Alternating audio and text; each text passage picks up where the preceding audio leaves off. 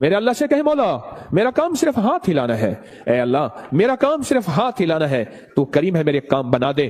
اور رب کعبہ کی قسم نماز سے کام بنتے ہیں، نماز سے مسئلے حل ہوتے ہیں، نماز سے مشکلیں دور ہوتی ہیں۔ ابو مسلم خولانی رحمت اللہ علیہ جا رہے تھے، گدھا مر گیا حج کو، اب کیا کریں؟ سفر والوں نے کہا سامان بانٹ لیتے ہیں، کہا نہیں تو میں اس کو نماز کے ذریعے زندہ کراؤں گا۔ کہا کیا بات کرتا ہے؟ کہا میرا رب قیامت کے دن اس کو زندہ کرے گا؟ کہا ہاں کرے گا۔ تو فرمایا میں اس کو نماز کے ذریعے زندہ کراؤں گا، نماز کے ذریعے زندہ کراؤں گا۔ اب نماز پڑھی خشوع خضوع دھیان سے، اور پھر پڑھی، اور پھر اللہ سے عرض کیا مولا مسافر پردیسی ہوں، تو شہنشاہ کریم ہے جو گڑ گڑا کے دعا مانگی۔ یاد رکھیے گا تسبیح خانے میں ایک مشق کرنی ہے آخری عشرے میں، مجھ سے وعدہ کرے میں آپ سے وعدہ کروں گا کہ میں بھی کروں گا، ہم سارے محتاج طالب علم ہیں، تسبیح خانے میں ایک مشق کرنی ہے۔ یہاں دعائیں مانگنی نہیں ہے، یہاں دعائیں پڑھنی نہیں ہے، یہاں دعائیں مانگنی ہے، اور پڑھنے اور مانگنے میں فرق ہوتا ہے۔ آپ ذرا اگر مانگنا سیکھنا چاہتے ہو، جو چوراہوں پہ کھڑے سائل ہیں، بھکاری ہیں، ان کی آنکھیں سائل منگتی، ان کے پاؤں لباس منگتے، ان کے جسم منگتے، ان کے بول منگتے، ان کے کشکول منگتے، ان کے ہاتھ منگتے، ان کے کپڑے منگتے، ان کی چال ڈھال کال منگتے، اللہ سے ایسے ہی مانگنا سیکھنا ہے۔ ہم دعائیں پڑھتے ہیں، ہم تو دعائیں مانگتے نہیں ہیں۔ درود پاک پڑھیں۔ وہ سوال یہ پوچھنا ہے، اے دل تو یہ بتا جس نماز سے تجھے 2 روٹی ملنے کا یقین نہیں ہے، اس نماز سے تو نے اتنی بڑی جنت ملنے کا یقین کیسے کر لیا ہے؟ اے دل تو بتا جس نماز سے تجھے 2 روٹی ملنے کا یقین نہیں ہے، اس نماز سے تو نے اتنی بڑی جنت ملنے کا یقین کیسے کر لیا؟ اے دل تو بتا جس نماز سے تجھے 2 روٹی ملنے کا یقین نہیں ہے، اس نماز سے تو نے اتنی بڑی جنت ملنے کا کیسے یقین کر لیا؟ جو نماز، آج ایک لفظ کہہ رہا ہوں سدا یاد رکھیے گا، اور دن میں 3 دفعہ اپنے من سے پوچھنی ہے آج کے یہ بات، پوری دنیا کی جہاں میری آواز جاری ان سے بھی میں بھی اپنے من سے 3 دفعہ پوچھنا ہے، اور یہ 40 دن یہ عمل کرنا ہے جو آج عمل بتا رہا ہوں، اور 40 دن کے بعد حج پہ توفیق کچھ پیسے ایسے ضرورت مند کو دینے ہیں جو منگتا پیشہ ور نہ ہو۔ یہ ایک سوال پوچھنا ہے اپنے سے، اور دن میں 3 دفعہ پوچھنا ہے، کسی بھی وقت وقفے سے پوچھ لیں وہ سوال کیا پوچھنا ہے، وہ ذرا سن لیں۔ آخری عشرے کے لیے کہیں الحمدللہ، کہیں اللہم لک الحمد ولک الشکر، کہیں اللہم لک الحمد ولک الشکر۔ سبحان اللہ سبحان اللہ۔ مجھے بے شمار لوگوں نے کہا کہ مختلف جگہوں پہ قیام کرتے تھے، نہ دن کو کوئی سکھانے والا ہوتا تھا، نہ کوئی پوچھنے والا ہوتا تھا، موبائل اور گپ شپ کر کے اعتکاف کر کے آ جاتے تھے۔ جب سے تسبیح خانے آئے ہیں پتہ چلا ہے کہ ماں باپ سے بڑھ کے یہاں محبت دی جاتی ہے، ماں باپ سے بڑھ کے یہاں شفقت دی جاتی ہے، اور ماں باپ سے بڑھ کے یہاں احساس اور احترام کیا جاتا ہے۔ پر ہم احترام لینے کے لیے نہیں آئے، ہم فقیر بن کے آئے ہیں۔ جو فقیر ہے وہی تاج سجا کے جاتا ہے، جو عہدہ اور مقام لے کے آتا ہے میرا اللہ کہتا ہے جا خالی کر کے تجھے بھیج دیا۔ ہم فقیروں کو سنبھالتے ہیں، یقین سے کہہ رہا ہوں۔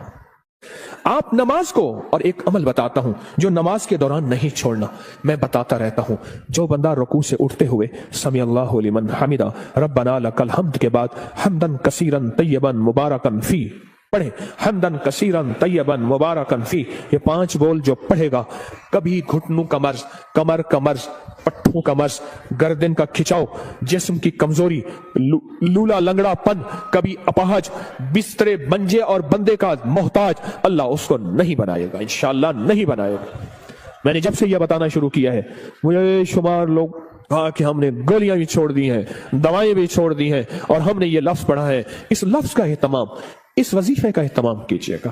رکوع، آپ کو تسبیح خانے میں رکوع کا موقع زیادہ ملے گا، نفل کی وجہ سے، نماز کی وجہ سے، تراویح کی وجہ سے، اور مختلف معمولات کی وجہ سے رکوع کا موقع زیادہ ملے گا۔ یاد نہیں ہے تو اس کو یاد کر لیں، آئیں میرے ساتھ مل کے پڑھیں، حمدن کثیرن طیبن مبارکن فی، اللہ اکبر، حمدن کثیرن طیبن 3 دفعہ دہرائیں۔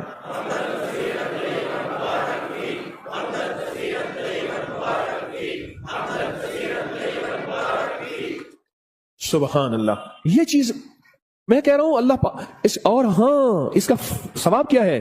فرمایا 13 فرشتے دوڑتے ہیں جب یہ بندہ پڑھتا ہے. کتنے فرشتے؟ 13 فرشتے دوڑتے ہیں اور اس کا ثواب لکھتے ہیں، اور ہر فرشتہ کہتا ہے میں اس سے زیادہ لکھوں، میں اس سے زیادہ لکھوں، میں اس سے زیادہ لکھوں. اور قیامت کے دن اس کے نامہ اعمال میں اتنی نیکیاں ہوں گی، لوگ رش کریں گے کوئی نبی ہے، کوئی پیغمبر ہے، کوئی پہنچی سرکار ہے؟ میں نہیں، آقا کملی والے کا وہ ادنا سا امتی ہے جو اپنی رکوع سے اٹھتے ہوئے پڑھتا تھا حمدن کثیرن طیبا مبارکن فی. دنیا بھی مل گئی، آخرت بھی مل گئی، صحت بھی مل گئی، وزن بھی بڑھ گیا، اور اللہ کی توحید، اللہ کی عظمت کے ترانے بھی سبحان اللہ زبانوں پہ جاری ہو گئے. اب ہم چلتے ہیں رکوع کی طرف، قیام کی طرف، نہیں سجدے کی طرف. فرمایا جو سجدے کے 2 سجدوں کے درمیان میں اٹھتے ہوئے پڑھے گا اللہم اغفر لی ورحمنی وعافنی، اوہو اس میں جو ملتا ہے اللہم اغفر لی ورحمنی وعافنی، بس سیکنڈ لگتا ہے. فرمایا جتنے بڑے پہاڑ لے کے آیا، کہتا ہے جا معاف، مغفر لی ورحمنی، کہتا ہے تو نے بہت ظلم کیا اپنی جانوں پہ، معاف بھی کیا، رحم بھی کیا. وعافنی، جا تیری زندگی میں عافیت کے، خیر کے، سکون کے، خوشیوں کے، برکتوں کے، راحتوں کے، بیٹے کے، دولت کے، عزت کے دروازے کھل دیے. یہ چھوٹی سی دعا 2 سجدوں کے درمیان اللہ نے موقع دیا ہے، اللہ نے موقع دیا ہے، اللہ نے موقع دیا ہے. اور پھر ایک اور موقع ملے گا آپ کو آخری عشرے میں، یہ موتی ہم چنتے رہیں گے. ایک اور موقع ملے گا نماز کے لیے جب صفیں درست ہو رہی ہوں، بڑا قیمتی موقع ہے. اور میں 2 موقع ایسے ہیں جب دعائیں قبول ہوتی ہیں جن کی دعاؤں میں کوئی شک کرے تو اللہ ناراض ہو جاتا ہے. کیا ہو جاتا ہے؟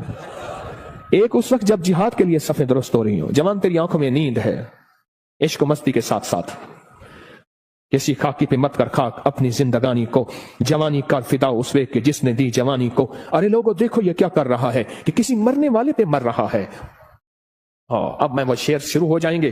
اب تیری آنکھوں میں خمار ہے، سرما سمجھ کے آپ کو آنکھوں میں دی جگہ، آنکھوں سمجھ کے، آنسو سمجھ کے آنکھ سے مجھ کو گرا دیا.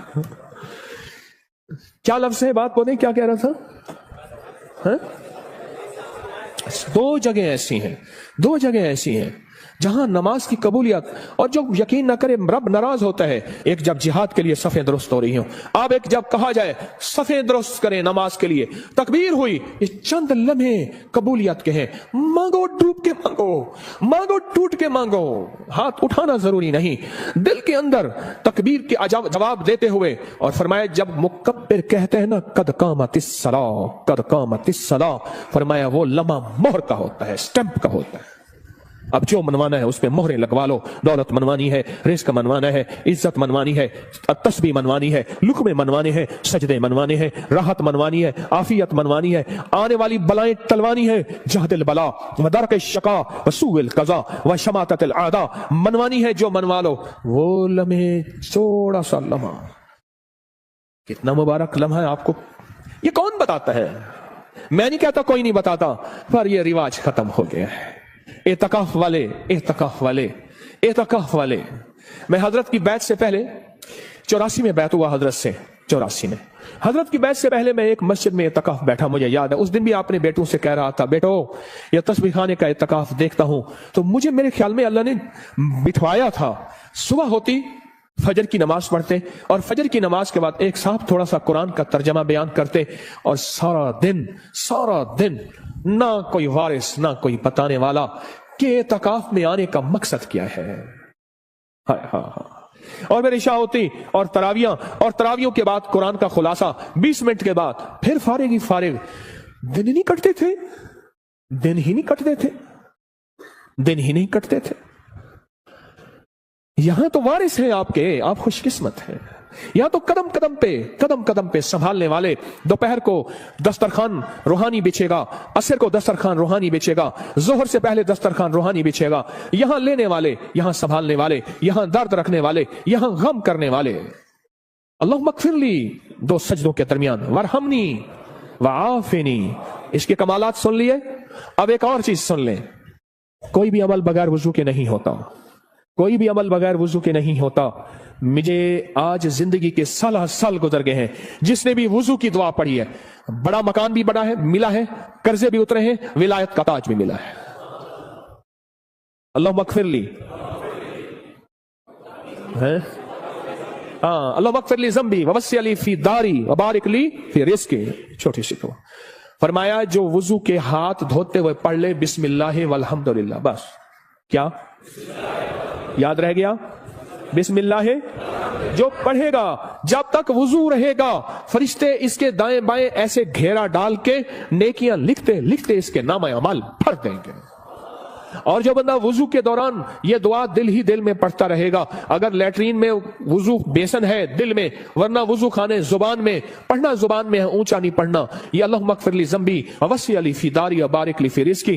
نہیں ہے یاد بے قرار ہو جاؤ، نہیں ہے یاد بے چین ہو جاؤ، نہیں ہے یاد کسی کے پیچھے پڑ جاؤ، تیری مہربانی مجھے یاد کرا دے۔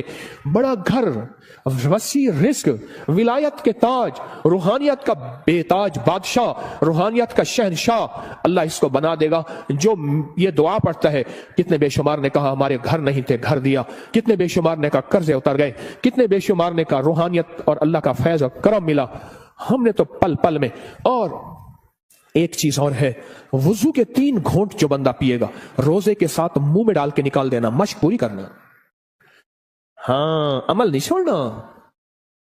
وضو کے 3 گھونٹ، غصے کا علاج، ہائی بلڈ پریشر کا علاج، مہروں جوڑوں کا علاج، کمر درد کا علاج، لا علاج بیماریوں کا علاج۔ میرے کملی والے نے فرمایا، حدیث کی روایات موجود ہیں، میری کوئی بات بغیر سند کے نہیں ہوتی، ہر چیز کا حوالہ موجود ہے اور مستند صحیح حوالہ موجود ہے۔